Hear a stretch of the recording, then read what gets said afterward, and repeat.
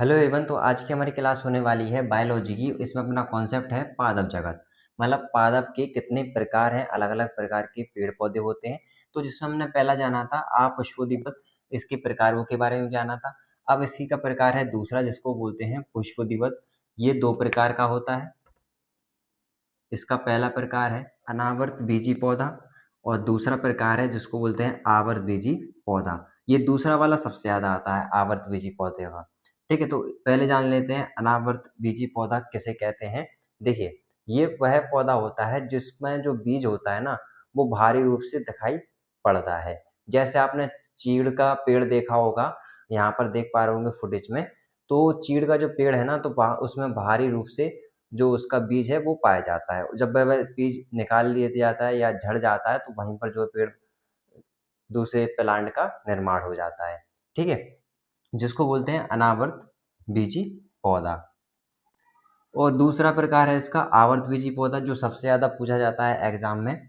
जिसमें ये होता है कि यदि कोई अपने पास प्लांट है, जैसे आम का पेड़ हुआ, है ना, मक्का का, गेहूं का, तो ये सारे जो पेड़ पौधे हैं ये सब आते हैं आवर्त बीजी में आते हैं। क्योंकि यहाँ पर ऐसा होगा कि जो बीज है ना, वो फल के अंदर पाया जाएगा। मतलब कि जो उत्पाद बना ना, प्लांट से जो फल बना उसके अंदर बीज पाया जाएगा। लेकिन यहाँ पर अपोजिट हो रहा है, फल के बाहर पाया जाएगा बीज। और इसका जो उदाहरण है यहाँ पर वो होगा चीड़ का पेड़ होगा।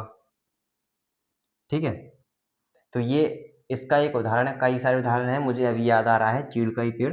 तो ये इसका उदाहरण है अनावर्त बीजी पौधा का। आवर्त बीजी पौधा, इसके भी दो प्रकार होते हैं। पहला है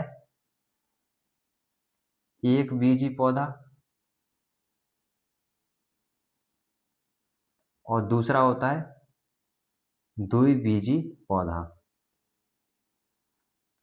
ठीक है, एक बीजी पौधा और द्विबीजी पौधा। एक बीजी पौधा का नाम से पता चल रहा है जिसमें केवल एक ही बीज पाया जाएगा, है ना। अगर मैंने खा लिया तो फल के अंदर केवल एक ही बीज निकलेगा, जिसको बोलते हैं एक बीजी पौधा। और द्विबीजी पौधा, जिसमें अगर हम खाते हैं फल को तो उसके अंदर जो है दो बीज निकलते हैं। इसके उदाहरण में आएगा गेहूं, चावल, ये इसके उदाहरण आ जाएगा एक बीजी पौधा में। और द्विबीजी में जिसमें आएगा आम का पेड़ आ जाएगा और यहाँ पर चना आ जाएगा। चना की अगर कुछ आकृति देखें तो कुछ इस प्रकार से रहती है। ठीक है, और यहाँ से इस प्रकार से रहता है। तो यहाँ से एक पार्ट ये हो जाता है, दूसरा पार्ट ये हो जाता है, इस प्रकार से। और आम का भी जो बीज निकलता है वो ऐसे निकलता है। तो यहाँ पर जो है डिवाइड रहता है, यहाँ से इस प्रकार से। ठीक है, तो द्विबीज यानी जिसमें दो बीज हो जाते हैं बराबर बराबर संख्या में। और एक बीज यानी जिसमें एक एक ही बीज पाया जाता है। और आवर्त बीजी पौधे में किस प्रकार से स्वपरागण पर परागण होता है, उसकी लिंक आपको इसी वीडियो की डिस्क्रिप्शन में मिल जाएगी, जिसमें आप जानेंगे आवर्त बीजी पौधे में जनन की प्रक्रिया कैसे होती है। ठीक है, उस चीज के बारे में, क्योंकि सबसे ज्यादा ये पूछा जाता है आवर्त बीजी के बारे में। जान सकते हैं एक बीज पत्री बोल सकते हैं और इसको बोल सकते हैं दो बीज पत्री बोल सकते हैं। ठीक है, तो एग्जाम में आप कंफ्यूज ना हो इसलिए मैंने आपको नाम भी बता। तो यहाँ पर हमने जाना पादप जगत की प्रकार के बारे में। जो यहाँ पर पहला नाम पढ़ रहा है ना, अपुष्पविभक्त, यानी बिना पुष्प के, बिना फूल के जो अपने पेड़ पौधे हैं वो इसमें आ जाते हैं। और यहाँ पर लिखा है पुष्पविभक्त, यानी जो जिसमें पुष्प पाए जाते हैं वो वाले पेड़ पौधे यहाँ पर इसके प्रकार में आ जाते हैं। ठीक है, तो ये दो प्रकार का रहा, अनावर्त बीजी और आवर्त बीजी।